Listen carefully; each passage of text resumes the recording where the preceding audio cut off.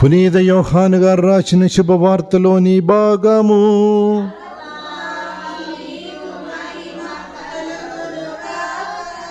పునీత యోహాను గారు రాసిన శుభవార్త 1వ అధ్యాయము, దివ్యవచనములు 1 నుండి 18 వరకు. ఆదిలో వాకు ఉండెను, ఆ వాకు దేవునితో ఉండెను, ఆ వాకు దేవుడై ఉండెను, ఆయన ఆది నుండి దేవుని యొద్ద ఉండెను. ఆయన మూలమున దేవుడు సమస్తములు సృజించెను, ఆయన లేకుండా సృష్టిలో ఏదియో చేయబడలేదు. ఆయన యందు జీవము ఉండెను, ఆ జీవం మానవులకు వెలుగాయెను. ఆ వెలుగు చీకటిలో ప్రకాశించున్నది, చీకటి దాన్ని అధిగమించలేదు. దేవుడు ఒక మనుషుని పంపెను, అతని పేరు యోహాను. అతని మూలమున అందరం విశ్వసించుటకును అతడు ఆ వెలుగునకు సాక్ష్యమియ్యవచ్చును. అతడు ఆ వెలుగునకు సాక్ష్యమియ్యవచ్చునే కానీ అతడు మాత్రం ఆ వెలుగు కాదు. అది నిజమైన వెలుగు. ఆ వెలుగు లోకమునకు వచ్చి ప్రతి మానవునకు వెలుతురునిచ్చుచున్నది. ఆయన లోకమును ఉండెను, ఆయన మూలమున ఈ లోకమును సృజింపబడను. అయినను లోకము ఆయన్ను తెలుసుకొనలేదు. ఆయన తన వారి యొద్దకు వచ్చెను, కానీ తన సొంత వారే ఆయన్ను అంగీకరింపలేదు. ఆయన్ను అంగీకరించి విశ్వసించే వారందరికీ ఆయన దేవుని బిడ్డలకు భాగ్యమును ప్రసాదించెను. ఈ దైవపుత్రత్వము వారికి దేవుని వలన కలిగినదే కానీ రక్తం వలన కానీ శరీరేచ్ఛ వలన కానీ మానవ సంకల్పం వలన కానీ కలిగినది కాదు. ఆ వాక్కు మానవుడై మన మధ్యలో నివసించెను. మేము కృపాసత్యములతో నిండిన ఆయన మహిమను చూచితిమి. అది తండ్రి యొద్ద నుండి వచ్చిన ఏకైక కుమారుని మహిమ. యోహాను ఆయన గురించి సాక్ష్యమిచ్చుచు, నా తరువాత వచ్చేవాడు నాకంటే శ్రేష్ఠుడు, ఏలయనా ఆయన నేను జన్మింపక పూర్వమే నుండి ఉన్నాడు. ఆయన గురించియే నేను మీతో చెప్పినది అది అని ఎలుగెత్తి పలికెను. ఆయన సంపరిపూర్ణత నుండి మనమందరము అనుగ్రహమును పరంపరముగా పొంది ఉన్నారు.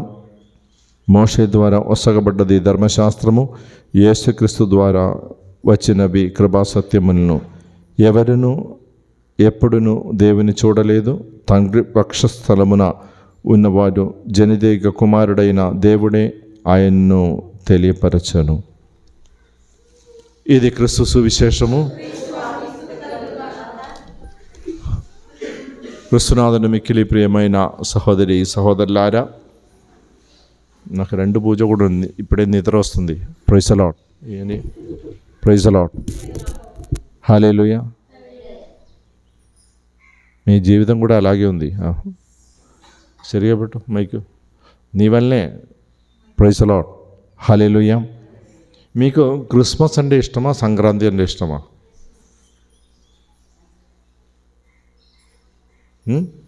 ఏది ముఖ్యం?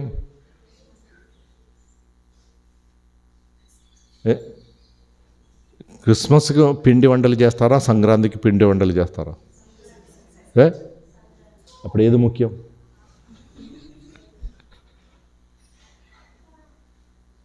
అర్థమైందా? సంక్రాంతికి కొత్త బట్టలకు ఇల్లంతా శుభ్రం చేసి మంచిగా ముగ్గులేసి ఆయన చేస్తారు. అప్పుడు చినిగిన ప్యాంట్స్ కాదు, మంచి ప్యాంట్స్ తీసుకొని వస్తారు. Praise the lord. హల్లెలూయా. సంక్రాంతికి బంధువుల ఇంటికి వెళ్తారు, బంధువులు మన ఇంటికి వస్తారు. అంటే క్రీస్తు ఒక పండగ, అన్ని పండగలు ఒక పండగ. మనం ధ్యానం చేయాలి క్రిస్మస్ కోసం. మీకు ఈ ఊర్లో సమస్య ఏంటంటే 9వ తారీఖు మన సెమీ క్రిస్మస్ చేరిన తర్వాత ఇంకా క్రిస్మస్ లేదు, అయిపోయింది, అప్పుడే అయిపోయింది క్రిస్మస్. మనం దేవాలయం ముందు అలంకరిస్తూ ఉంటారు. క్రిస్మస్కు ఇల్లంతా శుభ్రం చేసి అలంకరిస్తూ ఉంటారు. స్టార్లు కడతారు, సీరియల్ సెట్ పెడతారు. ఫాదర్ గారు మొన్న ఇక్కడ చెప్పారు, నాకు తెలియదు.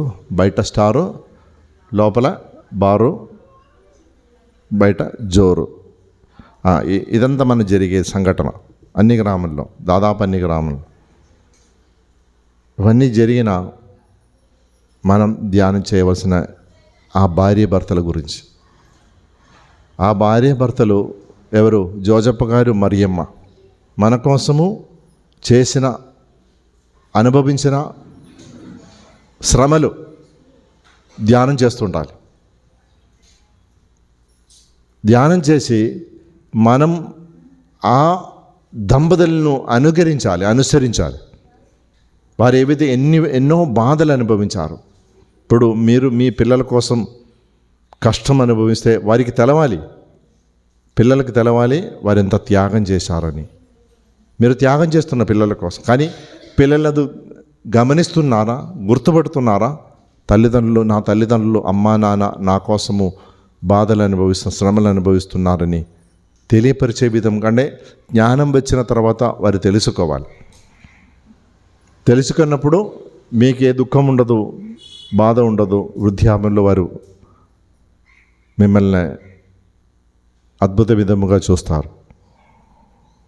ఈ క్రీస్తు జనన మహోత్సవం మనకు నేర్పించే విషయం, ఈ తల్లిదండ్రులు మనం గుర్తించుకొని అవరెన్ని అనుభవించిన బాధలు ఒకసారి జ్ఞాపకం చేసుకో. గర్భవతి అయిన భార్యను తీసుకొని బెత్లెహేముకు వెళ్ళుట. బెత్లెహేములో ఆమెకు ప్రసవ కాలం వచ్చినప్పుడు చోట అడిగినా ఎవరు చోటు ఇవ్వలేదు, స్థలం ఇవ్వలేదు. చిట్ట చివరిన దొరికేది పశువుల గొట్టం. పశువుల గొట్టంలో కంబు వాసనతో కూడిన ఆ స్థలంలో దేవుని కుమారుడికి జన్మం వసగటం. ఇది ధ్యానం చేయాలి. అందుకే పౌలు గారు ఫిలిప్పీ రాసిన లేఖ 2వ అధ్యాయం 6వ వచనం, పౌలు గారు ఫిలిప్పీ రాసిన లేఖ, ఆయన ఎల్లప్పుడూ దైవ స్వభావం కలిగి ఉన్నను, దేవునితో తన సమానత్వమును స్వార్థ బుద్ధితో పట్టుకొని వేలాడలేదు. ఇది ధ్యానం చేయవలసిన విషయం. ధ్యానం చేస్తూ ఉండాలి ఈ సంగతి. అంటే దేవుడు మరియ తల్లితో దేవదూత అంటున్నారు, దేవునికి అన్నీ సాధ్యమే, అసాధ్యమైన కార్యం. లూకా శుభవార్త 1వ అధ్యాయం 36వ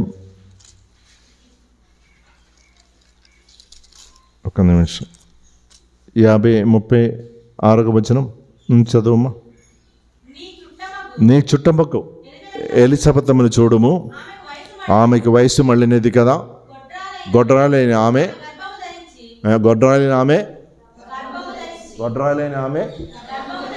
గర్భం ధరించి, ఇది 6వ మాసము. ఏలైనా దేవునికి అసాధ్యమైనది ఏదైనా ఉందా?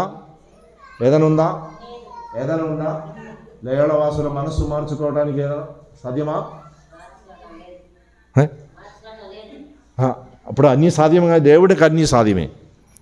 అన్యము సాధ్యమైన వానిపైన ఆధారపడాలి. సమస్తం సాధ్యం. దేవునికి అన్నీ సాధ్యమైతే ఎందుకు ఆయన మనిషిగా జన్మించాలి? ఒక మాట చెప్తే చాలు, నిన్ను రక్షించడానికి. లేయళ నగరంలో ఉన్న వాళ్ళందరూ రక్షింపబడుదురు గాక. లేయళ నగర వాసులందరికి ఇల్లు, మంచి ఇల్లు కట్టును గాక, ఒసగును గాక. రాదా? ఇంకెందుకు? అందరూ మంచిగా రోజు బిర్యానీ తిని బ్రతుకుదురు గాక అని చెప్తే, ప్రైజ్ ది లార్డ్, హల్లెలూయా. అలాగే అయితే మన సోమరులు అయిపోతారు. కష్టం లేకుండా జీవితం ఉండదు. కష్టపడి సంపాదించినప్పుడే దానిలో ఆనందం ఉండేది. ప్రైజ్ ది లార్డ్, హల్లెలూయా. దేవుడికి సమస్తం సాధ్యమైనప్పుడు ఆయన తన కుమారుని ఈ లోకానికి పంపించారు. ఆయన జన్మించడానికి చోటు దొరకలేదు, కానీ ఈరోజు నీ హృదయంలో, మనసులో ఆయనకు చోటు ఉందా? అందుకే నేను ముందు అడిగాను, ఏమడిగాను? సంక్రాంతి ముఖ్యమా, క్రిస్మస్ ముఖ్యమా? ఏంటి? మనకి సెమీ క్రిస్మసే ముఖ్యం, క్రిస్మస్ ముఖ్యంగా. ప్రైజ్ ది లార్డ్, హల్లెలూయా. ఇంత దూరం చాలు నాకు. ప్రభువా నువ్వు అందుకే సిలువలో నువ్వు అక్కడే ఉంటే చాలు. చూసి అప్పుడప్పుడు వేదన వచ్చినప్పుడు, దుఃఖం వచ్చినప్పుడు ఏడుతా. ఆయన మనసులోనికి స్వీకరించావు అంటే నా మనసులో రావద్దు. మనసులో వస్తే నేను మారిపోతాను. అది మాత్రం జనం అనుకుంటారు నేను పెద్ద పుణ్యాత్మరాలు, పునీతుడు. నేను వస్తుండగా ఒకటితో అన్నా, బ్రదర్ గారు ఉన్నాను, నేను నన్ను క్షమించరా, నేనేదో తమాషాగా ఏదో చెప్తాను, దానికి గుడి మానేసే అవసరం ఏముంది? Praise the lord. నేను రావాలనుకున్నా, వచ్చి రాని వాళ్ళతో మాట్లాడాలనుకున్నా, కానీ సమయం దొరకలేదు. ఇంకా నేను రేపు పెళ్ళికి వెళ్ళాల్సిందే, కానీ క్యాన్సిల్ చేశాను. ఎక్కడే కరీంనగర్ 2 పెళ్ళి ఉంది. పెళ్ళి ముఖ్యం కాదు, నాకు వెళ్ళేది గుడి కోసం.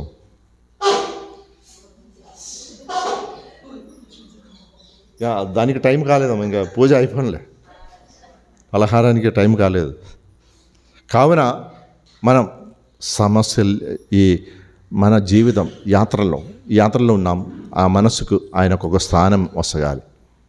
మన మనసులో ఆ క్రీస్తు ఉండాలి, ఆ క్రీస్తు ఎదగాలి, ఆ క్రీస్తుతో పాటు మనం ఎదగాలి. జ్ఞానమందు వివేకమందు ఆత్మ బల సంపన్నుడై ఎదగాలి. ఎదిగి ఆయనతో పాటు మనం జీవించాలి. ఎక్కడికి వెళ్ళినా అది జనం గుర్తించగలగాలి. రెండవ విషయం, ఈరోజు మొదటి పట్ల మనం విన్నాం. యెషయా ప్రవక్త గ్రంథము 9వ అధ్యాయం 6వ వచనం. ఏలైనా మనకొక శిశువు జన్మించను, మనకొక కుమారుని బడసిదిని. చాలు, మనకొక శిశువు జన్మించను. మనకు జీవితంలో సమస్యలు ఉంటాయి, బాధలు వస్తూ ఉంటాయి, దుఃఖం వస్తూ ఉంటాయి. ఇదన్నీ వచ్చినప్పుడు నీ ఇంట్లో వాళ్ళే వదిలేస్తారు. మా ఇంట్లో మేము 13 అనేకసార్లు చెప్పాను. 7 అక్కలు ఆడవాళ్ళ, 6 మగవాళ్ళు. ఈ అందరం ఒకే విధంగా భౌతికంగా ఒకే విధంగా లేరు. మీ ఇంట్లో 5 ఉన్నారనుకో, ఒకరు నిరుపేద అనుకో, ఒకరు మనకు మంచి కోటీశ్వరులు, ఎవరింటికి వెళ్తారు? ధనమున్న వాళ్ళు ఇంటికి వెళ్తారు, ధనం లేని వాడి ఇంటికి ఎవరైనా వెళ్తారా? మన సొంత సహోదరులైనా రక్త బంధమైన, నాకు తెలిసి 2 అక్కలు, అంతా మంచిగా లేదు. అంటే కష్టం ఉంది, తిండిలే ఏం లేకుండా లేదు, కానీ మిగతా వాళ్ళలాగే లేరు. వాళ్ళ ఇంటికి నేనైనా వెళ్ళటం అంటే దారిలో ఉండే వెళ్తాం, అది కొద్దిగా దూరం, కానీ కష్టపడము. ఎట్లయినా అక్కడ వెళ్ళి ఆమెను కలిసి వెళ్తానని. నా సొంత విషయం నేను చెప్తాను, మీ విషయం కాదు. మన మానవ స్వభావం ఇది. ధనమున్న వాళ్ళని చుట్టూ తిరగటం మనకి ఇష్టం, పేదవాని చుట్టూ ఎవడో తిరగటం ఇష్టమా? మొన్న ఒకడు వచ్చాడు నా దగ్గరికి, అంటే దానికి ముందు తాగి ఒక విషయం చెప్పారు. కొన్నిసార్లు మనం తాగితేనే కొన్ని విషయాలు చెప్పగలిగేది, అవునా? కొన్ని సత్యాలు చెప్పగలిగేది తాగితేనే. ఎందుకు తాగుతున్నారు? ఉద్యోగం లేదు, బాధతో తాగుతున్నారు. తనకు పని దొరకట్లేదు, క్రిస్మస్కి పిల్లలకి బట్టలు కొనడానికి డబ్బులు లేదు, తినడానికి మాంసం కొనడానికి డబ్బులు లేదు. ఇవన్నీ బాధ. ఎందుకు బాధ? స్వయం ధ్యానం చేయాలి. ఆయన నాకు ఫోన్ ఏమనుకుంది, నేను వ్యక్తుల గురించి కాదు చెప్పేది, ఇది అందరిలో ఉండే స్వభావమే. ఆయన అన్నారు, ఫోన్ చేసి నా కూతురుకు సింగిల్ డ్యాన్స్ చేయడానికి అవకాశం ఇవ్వాలి. తర్వాత అన్నారు, మొదటి డ్యాన్స్ ఇవ్వాలి, ఆమెదే.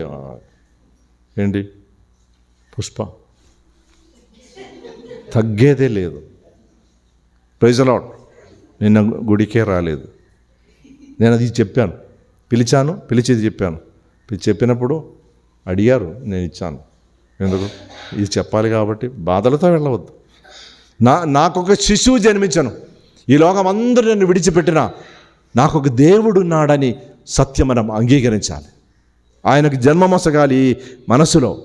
అప్పుడు ఎంత కష్టం వచ్చినా, బాధలు వచ్చినా, అందరూ నన్ను విడిచిపెట్టినా ఆయన నా చేయి విడవడని విశ్వాసం కలిగి మనం జీవించగలగాలి. Praise the lord.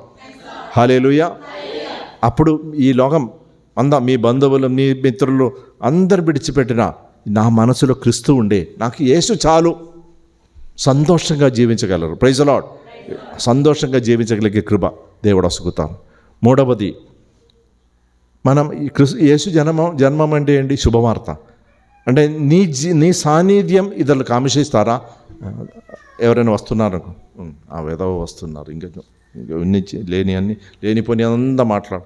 బయట ఎవరు కాదు నేను చెప్పేది. ఎవడైనా వస్తే మన ఇంటికి వస్తున్నారు అనుకో, నీకు తెలుసు ఏదో వస్తున్నాడు, ఇప్పుడు వచ్చి కూర్చొని మా బుర్ర తినేస్తారు. వీడు ఎట్లా పోతాడు, ఎప్పుడు పోతాడని ఎలా పంపించాలి? Praise the lord. హల్లెలూయా. నా దగ్గర వస్తున్నారు, నేను కూర్చొని వింటాను. ఎందుకనగా బాధ పెట్టించడం నాకు ఇష్టం లేదు. వింటాను నేను. నాకు తెలుసు, వచ్చి పాత చరిత్ర అంతా చెప్తుండే ఎన్నోసార్లు. ఒక 11 సంవత్సరాలు అయింది, అయినా వచ్చి కూర్చొని అదే విషయం చెప్తూ ఉంటారు, కక్కుతూ ఉంటారు. ఎందుకు? మనసులో బాధ ఉంది. ఎప్పుడు ఈ బాధ నుంచి తొలగించబడేది? ఎప్పుడు నాకు క్రీస్తు ఉన్నాడు, ఆ క్రీస్తు నాలో ఎదుగుతూ ఉండే ఈ బాధలన్నీ బాధలుగా మారదు. శుభవార్తగా నీ జీవితం, నీ సాన్నిధ్యం ఇతరులు కాంక్షిస్తూ ఉండాలి, సంతోషిస్తూ ఉండాలి. Praise the lord. అటువంటి వ్యక్తి అయినా నీవు, శుభవార్త అందించే వ్యక్తి అయినా నీవు. Praise the lord. ఒకసారి సోక్రటీస్ అనుకున్నాం, సోక్రటీస్ దగ్గర ఒకటి వెళ్ళి, ఇదిగో నీ గురించి నీకు ఒక విషయం చెప్పాలి. సోక్రటీస్ అడిగా, నీ చెప్పబోయే విషయం శుభవార్త అయినా మంచి కార్యమైనా కాదు. రెండవది, నీ చెప్పే విషయం నీకు ఉపకారంగా ఉందా, నాకు ఉపకారంగా ఉందా? లేదు. ఇంక లేనప్పుడు అదే నాకెందుకు? నీవు మాట్లాడే విషయం శుభవర్తమానమేనా? ఎప్పుడు నీ కుటుంబ జీవితం, వ్యక్తిగత జీవితం యొక్క అభివృద్ధిని గురించి మాట్లాడుతూ, దేవుడు నీ జీవితంలో చేసే మహత్ కార్యముల గురించి ప్రకటిస్తూ జీవించగలగా. ఆ విధంగా జీవించినప్పుడు సంతోషం ఇతరులకు వసుగుతూ, దుఃఖం ఉండవచ్చు, ఎంత దుఃఖం ఉన్నా వేదన ఉన్నా అవన్నీ హృదయంలో దాక్కొని, దేవుడు నాకు ఒక శిశువు జన్మించి ఉన్నారు కావున ఆ సంతోషం, ఆ సమృద్ధి, ఆయన సంపాదించుకోవటం సమృద్ధి, ఆయన సంపాదించుకొని ఆయన వసగటం, ఇతరులకు వసగుతూ, నీ దుఃఖమున్నా, వేదన ఉన్నా, కష్టమున్నా, ఇక్కట్లున్నా, ఇబ్బందులు ఉన్నా, అవమానం అనుభవించిన ఇవన్నీ వసగుతూ సంతోషంగా జీవించగలిగా. చివరి 4వ విషయం, అనేక విషయం చెప్పవచ్చు, శ్రమలు లేకుండా ఏ జీవితం ఉండదు. శ్రమలు లేకుండా ఏ జీవితం అంటే నిత్యం మరణం వరకు శ్రమను అనుభవించడం కాదు. ఈరోజు వర్షం కురుస్తుంది అనుకో, వర్షం ఆగకుండా ఉండదు. ఇప్పుడు మంచు కురుస్తుంది, చలి ఉంది, చలి ఉన్నా ఎండాకాలం వచ్చే సమయం ఉంది, దానికోసం ఎదురు చూస్తూ ఉండాలి. కావున శ్రమలు లేకుండా ఈ దంపతుల జీవితంలో ఎన్ని శ్రమలు. ప్రసవకాలం వచ్చిన బెత్లెహేము వెళుతుండగా, ప్రసవకాలం వచ్చినప్పుడు ఆ బిడ్డకు జన్మమొచ్చక చోటు దొరకలేదు. ఆ తర్వాత బిడ్డ జన్మించిన తర్వాత ఆ బిడ్డను చంపటానికి ప్రయత్నం చేస్తుండగా కలలో దేవదూత సందేశం వచ్చి భార్యను తీసుకొని ఐగుప్తు దేశమునికి వెళ్ళారు.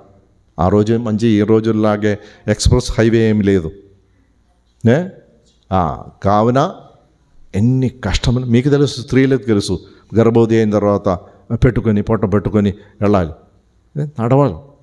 ఒక్కసారి ఆలోచించు. మీరు పిల్లలను కన్నా మీకు తెలుసు ఎంత బాధ అని. ఆ బాధ అనుభవించిన ఒక తల్లి, ఆ వేదన అనుభవించిన, అవమానం అనుభవించిన ఆ తల్లి మనతో ఉన్నారు. ఆ తర్వాత ఐగుప్తు నుండి వెళ్ళి అక్కడ కొన్నాళ్ళు నివసించిన తర్వాత ఆ రాజు చనిపోయిన తర్వాత మరలా దేశమునకు వచ్చాం. సొంత జనమే ఆయన అంగీకరించలేకపోయి ఉన్నారు. కనుక సహోదరులారా, మనం ధ్యానం చేయాలి. జీవితంలో పొరపాటు జరుగుతుంది. పొరపాటు చేయని వాళ్ళు ఎవ్వరు లేరు. కానీ పొరపాటును సరిదిద్దుకొని జీవించటం. ఒకసారి దొంగతనం చేసేవాడు జీవితాంతం దొంగవాడుగా జీవించాలా? లేదు. నేను మనస్సు మార్చుకొని పొరపాటు చేశాను, పొరపాటు చేసిన వ్యక్తి నాకు తెలుసు, నేను మీకు తెలిసిన వ్యక్తియే. నేను అవమానం గురించి మాట్లాడేది, ఆమె ఒక పొరపాటు చేశాను. అది చేసే కార్యమే గొప్ప కార్యం తెలుసా? ఒక అబ్బాయి ప్రేమించుకున్నారు, గర్భవతి అయింది, ఆ బిడ్డను కని ఆ బిడ్డను పెంచుకొని జీవిస్తున్నా. అది అవమానకరమైన జీవితం. అయినా ఈరోజు ఉద్యోగం ఉంది, సంతోషంగా జీవిస్తున్నా. Praise the lord. సాధారణంగా తల్లిదండ్రులు ఏం చెప్తారు? తీసేయి మళ్ళీ పెళ్ళి చేసుకోవచ్చు. ఎవడికి తెలియదు, ఎవడికి తెలుసు? ఎవడైనా అప్పగిస్తే కదా తెలిసేది. Praise the lord.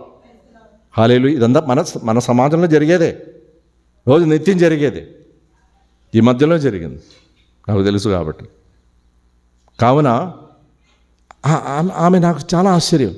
జీవితాంతం ఈ అవమానంతో జీవించాలి, కానీ ఎప్పుడు సంతోషం ఉంది, ఎప్పుడు చూసినా నవ్వుతూ జీవిస్తూ ఉంటారు. బాధలు ఉండవచ్చు, వేదనలు ఉండవచ్చు, ఎన్ని బాధలున్నా వేదలున్నా ఆ జీవితం క్రీస్తు మనతో ఉండే ఎప్పుడు జీవితం ఒక చిరునవ్వుతూ సంతోష శుభవార్తను వసగుతూ జీవించగా. ఆ వెలుగు మన హృదయంలో ఉండాలి, మనసులో, మన కుటుంబంలో ఉండాలి. ఇప్పుడు నేను వచ్చినప్పుడు నాకు కొద్దిగా చీకటి అనిపించింది. ఏదో చీకటి ఉంది ఈ గ్రామంలో. అంటే అంత లైట్ పెట్టినా లైట్కు ప్రకాశం కొద్ది తగ్గిపోయింది. నేను ఈ లైట్ గురించి కాదు మాట్లాడేది, అవునా కాదా? ఏదో ప్రకాశం కొద్దిగా తగ్గిపోతుంది. వెలుగుగా జన్మించిన క్రీస్తు మనలో, ఆ క్రీస్తుతో పాటు మనం ఎదగలేదంటే ఈ వెలుగు తరిగిపోతాయి. కావున వెలుగు తరిగిపోకుండా, ఆ ప్రకాశం తరిగిపోకుండా, ఆ ప్రకాశమునకు సాక్ష్యం సొగుతూ జీవించగలిగే కృపావరం ప్రభు మనకందరికి దయచేయమని 4 విషయం చెప్పాను. మొదటిది మర్చిపోయారా? అప్పుడే మొదటిదేంటి? మనం ఎన్ని కష్టం అనుభవించినా ఈ జీవితం ఇది కొనియాడగలరు. రెండవది, నాకు ఒక శిశువు జన్మించి ఉన్నారు.